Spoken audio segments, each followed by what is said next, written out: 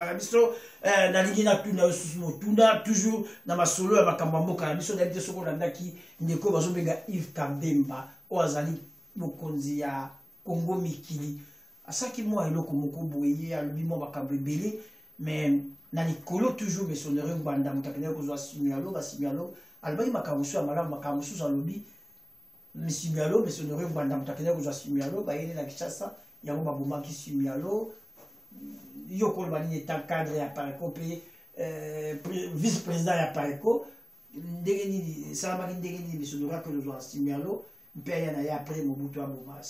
Cette carte ici, c'est une carte d'identité au basé Kopesa na République populaire du Congo. C'était un pays alors lorsque la rébellion Simba et Bangui est avancée, a créé Mboka. Mboka wana République populaire du Congo, c'était basé sur une révolution socialiste. Donc pour les rebelles Simba, c'était des socialistes révolutionnaires. C'était basé un peu sur ce qui s'est passé au Cuba. Ça veut dire que les gens qui combattaient l'injustice, l'exploitation, ils ne voulaient pas surtout que le Congo appartienne aux multinationales, comme on l'a dit, rebelle wana à Lobaki. Un des ministres de la Défense, il y a pays wana, République populaire du Congo, c'était Gaston Semialo, Nebomoni Awa. Vous voyez la rébellion Simba, c'est écrit ici, République populaire du Congo. Il faut lire, hein, c'était reconnu par 7 pays dont l'URSS et l'Égypte. Donc, c'était déjà, Bachaki déjà capitaine la Bango na Kisangani. C'était déjà un début d'un élan d'une vraie révolution aux Israéliens qui ont évolué. Mais comme je dis, qui a freiné ça, c'est comme Balobi à Mobutu, Moïse Tshombe, Awa. Donc, Mobutu était dans l'armée, Moïse Tshombe était premier ministre, avec l'aide des troupes britanniques, américaines et des parachutistes belges. Donc, voici ça qui rébellion là, du 24-26 novembre. Il y avait eu des bombardements énormes, Babomi, Batu et Belé. Donc, et il y avait eu 24 otages au Bakoufaki, Bazaki, otages, et à Mindele. Ils les ont quand même tués 24 avant que, sa tentative de révolution, c'est pas une rébellion, c'était une révolution pour obtenir l'indépendance réelle, pas une indépendance fictive. Et le peuple s'était mobilisé pour se libérer, mais malheureusement cet élan a été éteint par Mobutu. Maintenant, où est-ce que le Rwanda vient intervenir, Honoré Rwanda vient intervenir par rapport à Makambo? Comme vous voyez ici, Azalaki, il est entré en service en 1972. Lorsque nommé, quel est le rôle au Bapessier? Rôle naïe Bapessier au Balomi, il entame une campagne de négociation de rapatriement des anciens rebelles zaïrois en Ouganda, au Kenya, en Tanzanie et en Zambie. Donc, il est pour naïe dans probablement le chef Gaston Somialo. Donc, ça veut dire que il but naïe Bapessaki, c'est Akendaka à convaincre Batuo Bazaki na idéologie révolutionnaire, Bazonga na Mboka pour que Makamango est ici là. Parce que Mobutu, vous savez qu'il devait combattre le socialisme, le communisme, Makamunyo Sotuana na Afrique. C'était ça le rôle. C'est pour ça qu'il est devenu président. Et on débat ça qui est 32 ans. Et c'est pour ça que le rôle na ici là qui n'a fin, il y a guerre froide. Donc c'est pour ça qu'il supportait sa Vimbi à Bundisa. Qui était soutenu par l'URSS en Angola, en Mozambique aussi il était présent, en même temps en Afrique du Sud, Bazaki, Kosala, la guerre ensemble en soutien à l'Afrique du Sud américain. Alors, Mobutu donc son but c'était de faire Congolais l'idée du socialisme révolutionnaire, l'idée du socialisme révolutionnaire au Che Guevara à Mema na Congo, il fallait normalement enlever ça totalement. C'est pour ça que Baché Lumumba héros, Baché mouvement populaire de la révolution, il s'est mis comme l'héritier de Lumumba. Donc ils ont vraiment fauteuillé cette idéologie parce que c'est ça le salut. C'est place vraiment Congo et comme menacé intérêt à Batouana à Solo, c'est ça le socialisme révolutionnaire. Hein? Alors, qu'est-ce qui se passe avec ça? Rwanda, Lelo, au hasard, Lelo, quand même quelqu'un qui a contribué dans éveil dans la diaspora.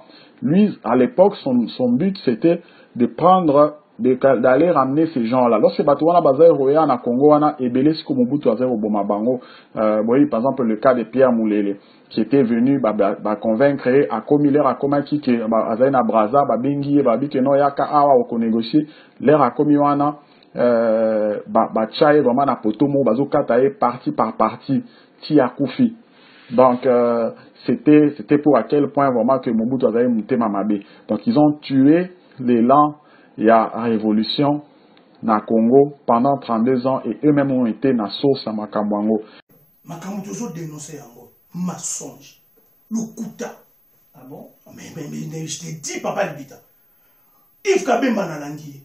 Makambo maîtriser malam tendeko Yves Kabemba landanga na répondre. On a landi on a pas le débino combat la mission de Rwanda ba Rwandais. Na yaona ni na répondre. To landa ba lo. Na landi na nyonso wana. Mais c'est Yves Kabemba tika na lobano basala à deux frontières.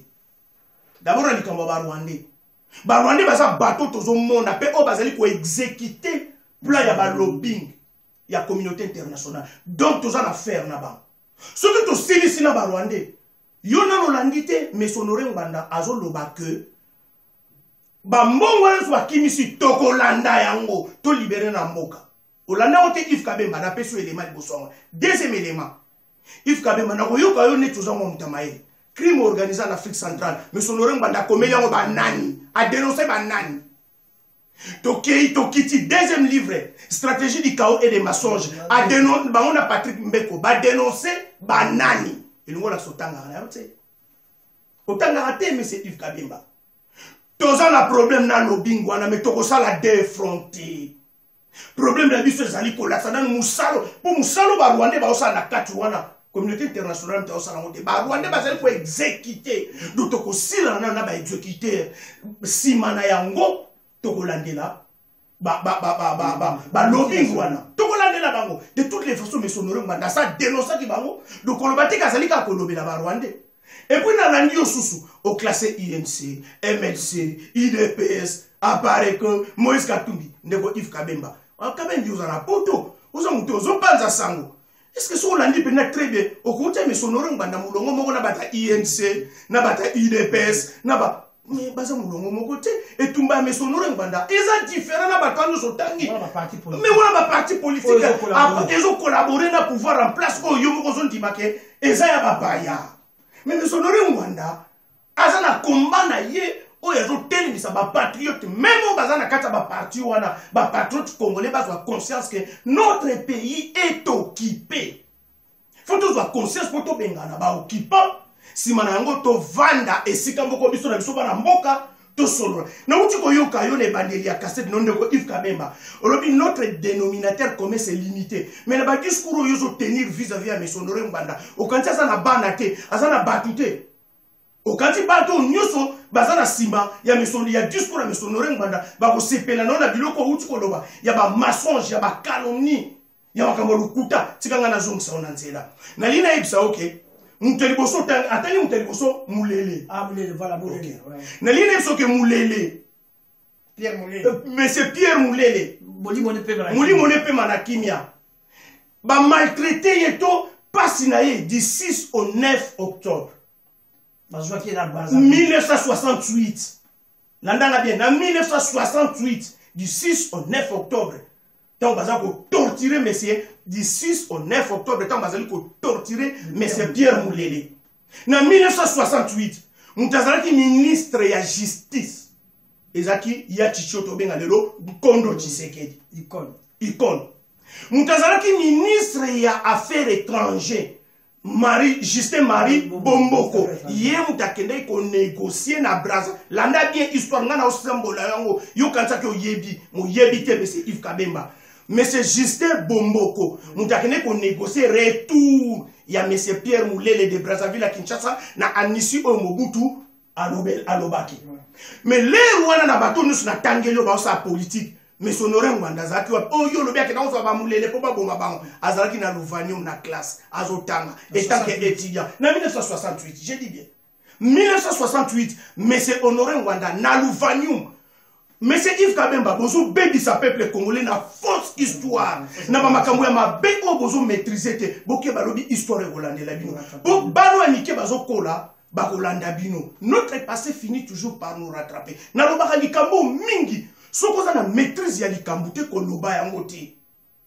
Monsieur Mulele na 1968 papa libita monsieur Yves Kabemba bande ko nyoso bolanda biso ba congolais archive ezali monsieur Mulele na 1968 monsieur Honoré Ngwanda na kelasi na étudiant na Louvanium.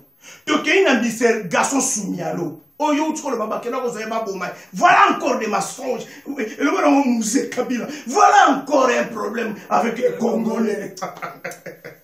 Il y a solo mais ces garçons Sumialo mutake ko zoyer na Tanzanie, et ça me sonore Ngwanda. Dans les années 80. Dans les années 80. Là, c'est vraie histoire. Dans les années 80. Maintenant, me sonore Ngwanda qui soit président Mobutu Azalaki na Libanda. Yoka Maloba, ya monsieur président Mobutu Azalaki sa me sonore Ngwanda. Ozana tangu me sonore Ngwanda zo sa président de la République na zongi na gaso Sumialo na zanaye. Yoka président Mobutu. Honoré Batelelanga ye malamu. Donc dans le Mobutu Azalaki na Gabon. Mobutu Azalaki na Gabon. Azana charge na yo. Na lingi te basalela nga na ye, basalela ngai, basalela ye, makambo basalela ki na mulele. Donc nde ba pouvoir mulele. À son ainsi. À son ainsi. Ouais. Ozolanda. Alors, monsieur Honoré Ngwanda zo so ya gaso Sumialo, tant Mobutu aye ba pesa tika na epsa on information. Ba pesa ki est villa même na Kazangulu avec ko circuler librement. Azala ki à l'aise. Makambo yozolo ba monsieur Honoré Ngwanda bomi gaso Sumialo na nepso ke gaso Sumialo aye ko kufa na 2006 après 9 ans. Ya shit ya Maréchal Mobutu. Donc de 97 2006. Donc, Gaston Sumialo a koufi na 2006. Mobutu kutu sa koufa. Bangwanda basi babima. Bangwanda basi babima.